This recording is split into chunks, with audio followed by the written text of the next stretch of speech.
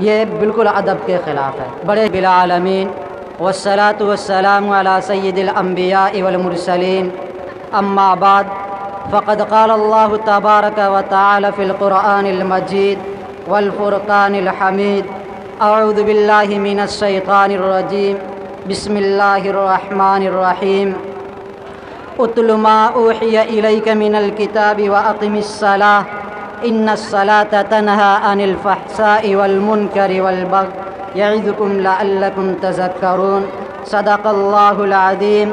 وقال النبی صلی اللہ علیہ وسلم من ترک الصلاۃ متعمدا فقد کفر، وقال فی موضع آخر قرۃ عین فی الصلاۃ او کما قال علیہ الصلاۃ والسلام۔ محترم سامعین اور اسٹیج پر علماء کرام و حفاظ اعظام، اللہ تبارک و تعالی سے دعا گو ہوں کہ رب کائنات مجھے آیت کریمہ اور احادیث مبارکہ کے ضمن میں حق بات کہنے اور اس پر عمل پیرا ہونے کی توفیق عطا فرمائے۔ میں نے جو آیت پڑھی ہے اس آیت کے ذریعے سے رب کائنات بندوں کو نماز کا حکم دیتا ہے، قرآن کی تلاوت کا حکم دیتا ہے، اور جو احادیث مبارکہ میں نے آپ حضرات کے مابین پڑھی اس احادیث مبارکہ میں آقائے نامدار جناب محمد عربی صلی اللہ علیہ وسلم بھی ہم سب کو نماز کی رغبت دے رہے ہیں۔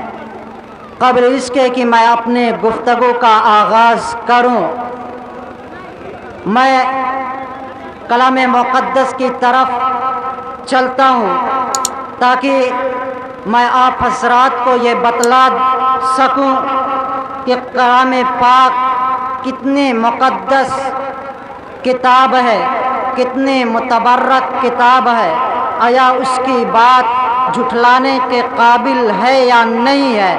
اگر نہیں ہے تو آج ہم ان کی باتوں کو کیوں کر جھٹلا رہے ہیں؟ آج اس کے احکامات سے ہم روگردانی کیوں کر رہے ہیں؟ جو احکامات قرآن مجید ہم کو دے رہا ہے، ہم ان احکامات کو کما حق ادا کرنے کی کوشش کیوں نہیں کر رہے ہیں؟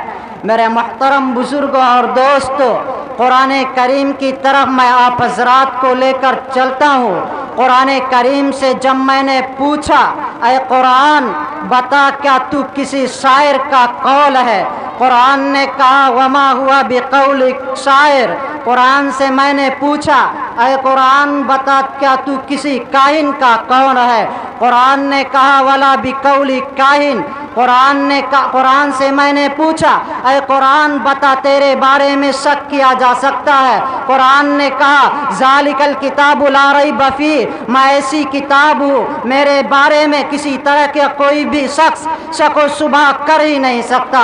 قرآن سے میں نے پوچھا اے قرآن بتا تیرا پیغام لوگوں کے لیے کیا ہے؟ قرآن نے کہا ھدی للناس، میں لوگوں کی ہدایت کے لیے بھیجا گیا ہوں۔ قرآن سے میں نے پوچھا اے قرآن بتا تو آسان ہے یا مشکل؟ قرآن نے کہا وَلَقَدْ يَسَّرْنَا الْقُرْآنَ۔ ایسی بہت سی ساری باتیں جب میں نے قرآن سے پوچھنا شروع کیا تو قرآن نے خود اپنے بارے میں بتلانا شروع کیا۔ فرق اتنا ہے کہ ہم نے جب غور کیا تب قرآن نے ہمیں بتلایا، اور ہم جب غور ہی نہیں کریں گے تو قرآن ہمیں خود بخود آ کر بتلائے گا نہیں۔ ہمیں جد و جہد کرنے کی ضرورت ہے کہ آیا قرآن ہمیں کس چیز کی تعلیم دے رہا ہے؟ ہمیں اس چیز کے اوپر غور و فکر کرنے کی ضرورت ہے کہ رب کائنات نے ہمیں کس مقصد کے تحت اس دار فانی کے اندر بھیجا ہے۔ ہمیں اس بات کے اوپر غور کرنے کی ضرورت ہے کہ وہ مقصد جس مقصد کے تحت رب کائنات نے ہمیں اس دار فانی کے اندر بھیجا ہے وہ مقصد کتنا عظیم ہے، کتنا عظیم الشان ہے، کتنا بلند تر مقام وہ ہے، جس مقام کے لیے جس مقصد کے لیے رب کائنات نے ہم سب کو اس دار فانی کے اندر بھیجا ہے۔ میرے محترم بزرگوں اور دوستوں، میں اپنی بات کو بہت زیادہ لمبی نہیں کروں گا کیونکہ وقت بہت کم ہے۔ مقررین حضرات ہمارے تشریف لا چکے ہیں، ہمارا یہ حق بنتا ہے کہ اپنے سے زیادہ ان کو وقت دیا جائے، ان کی باتوں کو سنا جائے اور اس نظریے کے ذریعے سے سنا جائے کہ جو بھی علماء دین علماء کرام ہمیں پیغام دیں گے انشاءاللہ ہم اس پر کما حق عمل کرنے کی کوشش کریں گے۔ میرے محترم بزرگوں اور دوستوں، اللہ تبارک و تعالی نے ہم سب کو اس دار فانی کے اندر عیش و عشرت کرنے کے لیے نہیں بھیجا ہے، اپنی دنیا سنوارنے کے لیے نہیں بھیجا ہے، اپنی دنیا کے عیش و عشرت میں پڑھنے کے لیے نہیں بھیجا ہے، اونچی اونچی بلڈنگیں بنانے کے لیے نہیں بھیجا ہے، بلکہ رب کائنات نے جس مقصد کے تحت ہم سب کو بھیجا ہے اس مقصد کو اپنے کلام قرآن مجید کے اندر فرما دیا ہے، وما خلقت الجن والانس الا لیعبدون، کہ میں نے جناتوں کو اور انسانوں کو محض اپنی عبادت کے لیے بھیجا ہے۔ آج جب افسوس ہوتا ہے ہمیں اپنے اوپر کہ جب ہم مسجدوں کے اندر جاتے ہیں تو ہمیں چند گنے چنے نمازی ملتے ہیں، باقی لوگ ہمیں یا تو سڑکوں پر ملتے ہیں، اور آج کے اس دور کا جو نوجوان طبقہ ہے یہ تو ہمیں اکثر موبائلوں کے اوپر ملتا ہے۔ ہماری مائیں اور بہنیں بھی آج کے اس دور میں اپنا زیادہ تر وقت اسی موبائلوں کے اوپر خرچ کرتی ہیں۔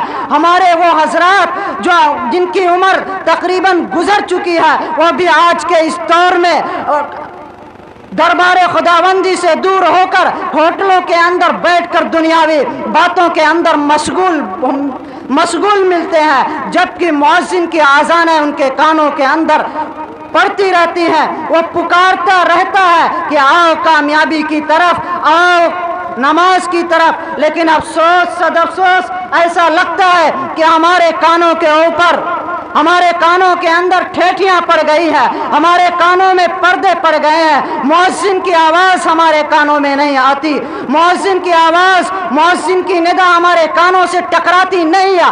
آج اس قدر ہم دنیا کی عیش و عشرت میں مشغول ہو چکے ہیں اور رب کائنات کو بھول چکے ہیں۔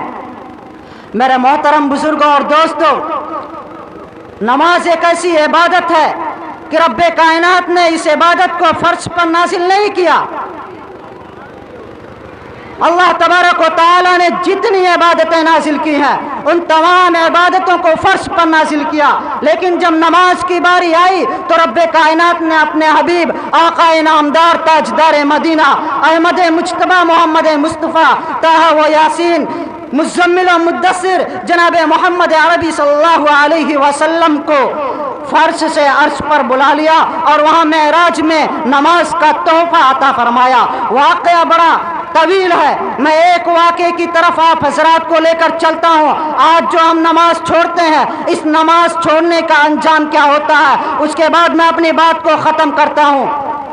حضرت عیسیٰ علیہ السلام کا دور ہے۔ حضرت عیسیٰ علیہ السلام اپنی بستی سے ایک دوسری بستی کی طرف روانہ ہوتے ہیں، راستے میں ایک بستی پڑتی ہے۔ حضرت عیسیٰ علیہ السلام دیکھتے ہیں وہ بستی بہت ہری بھری ہے، سبزات وہاں پر اگے ہوئے ہیں، ہرے بھرے باغات ہیں، لوگ خوشحالی کے ساتھ اپنی زندگی بسر کر رہے ہیں۔